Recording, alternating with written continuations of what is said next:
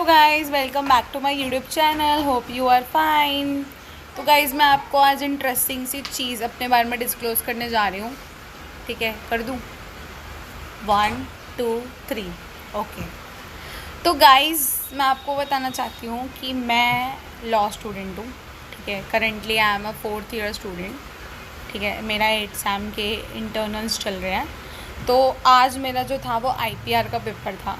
IPR क्या होता है? अब आप सोच रहे हो कि what is this. Intellectual property rights होता है IPR गाइस। ठीक है, जो हमको न्यू क्रिएशंस पे, नए नए आइडियाज़ पे या नई नई थिंकिंग पे जो है हमको मिलता है। ठीक है, जैसे कि जो लोग एक्सपेरिमेंट्स करते रहते हैं और फिर वो यूनिक लगती है दूसरे लोगों को, तो वो अपने उसके ऊपर प्रॉपर एक अपना पर्सनल राइट ले लेते हैं कुछ टाइम के लिए। ठीक है, जो वो पर्सनल राइट होता है उनका, वो कम से कम या तो 10 साल के लिए चलता है या तो 15 साल के लिए चलता है। ठीक है, मैक्सिमम टू मैक्सिमम। तो गाइस अब मैं आपको ये बताना चाहती हूँ कि आज बहुत ही बेसिक से क्वेश्चन आए थे। ठीक है, क्योंकि मेरा IPR 2 चल रहा है, सेकेंड पार्ट चल रहा है, 2 पार्ट में डिवाइड था। फर्स्ट मेरा हो चुका है, सेकेंड मेरा चल रहा है। तो आपको सेकेंड के बारे में नॉलेज दे देती हूँ कि ट्रेडमार्क आया था, उसमें GI आया था, और हमारा बेसिकली लास्ट आया था, लास्ट क्वेश्चन जो मेरा आया था वो था PPV एंड FR एक्ट, मतलब plant variety production and farmers right, इसके बारे में। ये हमारा एक्ट बना था 2001 में, इनेक्ट हुआ था। ठीक है, और हमारा बेसिकली जो ट्रेडमार्क एक्ट है वो 1999 में ही आया था, और जोग्राफिकल इंडिकेशन एक्ट भी जो था वो हमारा 1999 में ही आया था। अब आप सोच रहे होगे यार इन तीनों में डिफरेंस क्या है? इन दिनों में डिफरेंस ये है, मैं बेसिक सी नॉलेज दूंगी। ठीक है, ज़्यादा गाइस मैं आपको इसमें बेसिक सी नॉलेज दूंगी कि इन तीनों में डिफरेंस क्या है, इन तीनों का मेन रोल क्या है। वैसे तो ये तीनों यूनिट 1, यूनिट 2, यूनिट 3 से है, मेरे इसमें यूनिट 4 तक होती हैं। 4th यूनिट जो है वो हमारी प्रॉपर जो पूरा सिलेबस है हमारा वो एक्सटर्नल में आता है, और हमारा जो इंटरनल में सिर्फ 3 यूनिट का पेपर होता है। तो गाइज़ मैं ट्रेडमार्क के बारे में बताती हूँ आपको थोड़ा सा, GI के बारे में बताऊँगी, फिर मैं आपको PPV एंड FR एक्ट के बारे में बताऊँगी।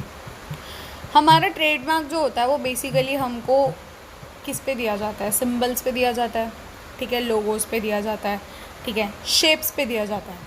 ठीक है, जो यूनिक लोगोस देखते हो, जैसे आप कार्स के, है ना, आईफोन का जो लोगो है ना, तो इन सब को कोई भी कॉपी नहीं कर सकता। और अगर कोई कॉपी करता है अनऑथराइज तरीके से, ऑनर को अगर उस चीज़ के बारे में नहीं पता, अगर उसने राइट जो है वो अपने रजिस्ट्रेशन करा रखी है अपनी चीज़ों को, तो वो आता है हमारा ट्रेडमार्क इन्फ्रिंजमेंट में, जो कि हमारा सेक्शन नंबर 29 एंड 30 में आता है of this act 1999 trademark act. अब हम बात करते हैं GI की। ये तो हमारी हो गई बेसिक नॉलेज। ठीक है, इन्फ्रिंजमेंट क्या होती है? पहले मैं आपको इन्फ्रिंजमेंट में बता देती हूँ। इन्फ्रिंजमेंट मतलब कोई भी आपके राइट्स को अनऑथराइज तरीके से यूज़ कर रहा है। ठीक है, या तो उसने असाइनमेंट नहीं कर रखा या फिर लाइसेंस भी नहीं ले रखा। लाइसेंस में सिर्फ परमिट जाता है, ओनरशिप ट्रांसफ़र नहीं होती है, मतलब सामने वाला आपके बेनिफिट्स यूज़ नहीं कर सकता। असाइनमेंट में ये चीज़ होती है। ठीक है, असाइनमेंट में ये चीज़ हो जाती है, ओनरशिप जो है वो सामने वाले को ट्रांसफ़र हो जाती है। ठीक है, with the permission of the honour, कि हाँ जो मेरे राइट्स थे इस पर्टिकुलर चीज़ के ऊपर अब वो आपके होते हैं। और लाइसेंस में हम परमिट प्रोवाइड करते हैं ओनली, सिर्फ सामने वाले को अथॉरिटी मिल जाती है कि वो यूज़ कर सकता है for the some period of time, बाकी प्रॉपरली राइट नहीं होता, उसको ऑनर नहीं होता उस चीज़ का। ठीक है, इन दोनों में डिफरेंस। ट्रेडमार्क का जो था वो एसेंशियल पार्ट था, जो मैंने अभी आपको एक्सप्लेन करा। GI क्या होता है? जोग्राफिकल इंडिकेशन भी जो है वो हमारा एक एक्ट है, 1999 में ही आया था। ठीक है, ये हमारा जो प्रोटेक्शन देता है वो देता है ओरिजिनलिटी, प्रोडक्शन और नोवेलिटी के ऊपर। नोवेलिटी क्या होते हैं? New things. ठीक है, न्यू थिंग्स होती हैं जो, ओके, नई चीज़ें। जैसे आपको पता होगा कश्मीरी शॉल, पश्मीना, है ना, तो इसको जो प्रोटेक्शन मिलती है वो इस एक्ट के अंदर मिलती है, जस्ट बिकॉज ऑफ वो यूनिक है और काफ़ी फेमस है, और उसकी कोई भी कॉपी नहीं कर सकता। वो GI के इन्फ्रिंजमेंट में आएगी। ठीक है, उसके लिए भी पर्सन पनिशेबल है। पहला अगर ऑफेंस करता है तो उसके लिए पनिशेबल है कम से कम 6 से 3 साल की सज़ा, 6 महीने से 3 साल की सज़ा हो सकती है, साथ में 50,000 से लेकर 2 लाख का जुर्माना देने का कंपनसेशन उसको देनी पड़ेगी। ओके, तो ये हमारा GI था।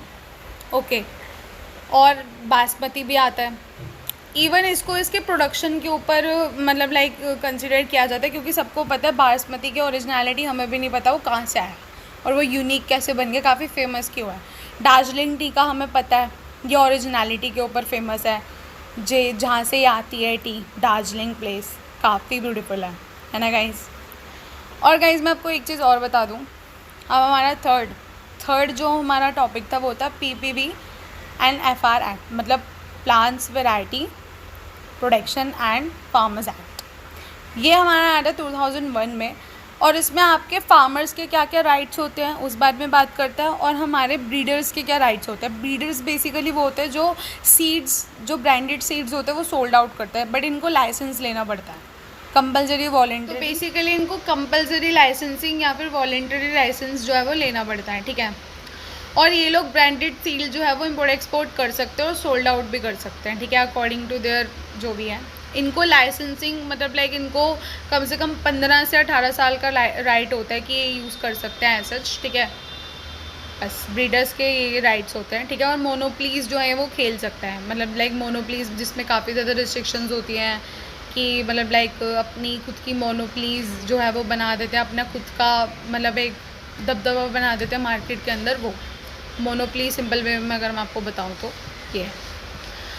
और इसी चीज़ को जो है फार्मर राइट्स ओवरराइड कर देता है, मोनोप्लीज बनने ही नहीं देता, ठीक है, क्योंकि फार्मर्स को ना तो लाइसेंस लेने की ज़रूरत है, वो फार्मिंग करेगा, बट उसको प्रोहिबिशन सिर्फ इस चीज़ के ऊपर है गाइस कि वो जो है बेसिकली प्रोहिबिशन कि वो सीड जो ब्रांडेड सीड्स होते हैं वो नहीं सोल्ड आउट कर सकता है, ठीक है। लो कॉस्ट के प्राइस मतलब जो लो कॉस्ट क्रॉप्स होती हैं उसके ऊपर कर सकता है, ठीक है, लाइक उसे सोल्ड कर सकता है, उसे सौ कर सकता है, मतलब बो सकता है, निकाल सकता है, टेक्निक्स नई नई यूज़ करके वो फार्मिंग कर सकता है, उसे ऐसा कोई भी रिस्ट्रिक्शन नहीं है। और अगर इसके राइट्स वायलेट होते तो इसको नेशनल जेनेरिक फंड जो है वो कंपनसेट कर देता है, क्योंकि हमारा बायोडाइवर्सिटी और फूड में आता है, ठीक है, फूड अथॉरिटी में आता है। तो होप आपको ये सारी चीज़ें जो थी वो क्लियर हो गई होंगी, थोड़ी बहुत पढ़ भी लेना चाहिए कभी कभी गाइस, ठीक है ना। फिर मैं आपको कल का जो मेरा एग्ज़ाम है IPR का तो हो गया मेरा, इंटरप्रिटेशन स्टैट्यूएट का जो मेरा एग्ज़ाम है उसके बारे में मैं आपको कल इन्फॉर्मेशन दूंगी कि वो कैसा आया था और मैंने किस टाइप से मतलब लाइक चीज़ें जो हैं वो की। ऐसे हमारे साथ नई नई चीज़ों के लिए जुड़े रहिए, ठीक है guys. Guys must like share subscribe and comment, ठीक है। और हाँ प्लीज़ मेरे चैनल को प्रमोट भी कर देना, ठीक है। और आपको अब नई नई चीज़ें जो है ना रिलेटेड टू माय लॉ के सब्जेक्ट्स पढ़ने को मिलेंगी, ठीक है। रोज़ अगर पॉसिबल हुआ तो रोज़, नहीं तो फिर हम लोग कभी कभी जब हमारे एक्सटर्नल्स या इंटरनल्स एग्ज़ाम्स वगैरह आएंगे जब, या फिर मुझे लगेगा कि हाँ ये चीज़ जो है वो शेयर करनी चाहिए, ये चीज़ पता होनी चाहिए। लाइक आपको पता है मैंने एक रील देखी थी उसमें उन्होंने बताया था कि जो हमारे बेसिक लॉ की नॉलेज है ना वो हर किसी को होनी चाहिए, ठीक है, मतलब लाइक हमें पता होना चाहिए चीज़ों में, सो दैट कि कोई अगर आपके साथ लूप होल क्रिएट करने की कोशिश करें ना तो आपको ऑलरेडी पता होना चाहिए कि आपको कैसे निकलना है उस चीज़ से, कि क्या क्या चीज़ जो है वो इसमें आती है, ठीक है।